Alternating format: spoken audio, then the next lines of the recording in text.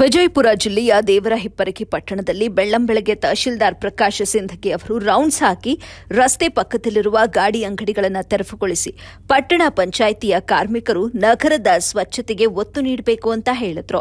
ಇದೇ ವೇಳೆ ಕೆಲವು ಟೀ ಪಾಯಿಂಟ್ ಅಂಗಡಿಗಳಿಗೂ ಭೇಟಿ ನೀಡಿ ಚಹಾದ ಪ್ಲಾಸ್ಟಿಕ್ ಹಾಗೂ ಪೇಪರ್ ಲೋಟಗಳನ್ನು ರಸ್ತೆ ಮೇಲೆ ಬಿಸಾಕದಂತೆ ನೋಡಿಕೊಳ್ಳಿ ಎಂದು ಖಡಕ್ ಎಚ್ಚರಿಕೆ ಕೊಟ್ಟರು.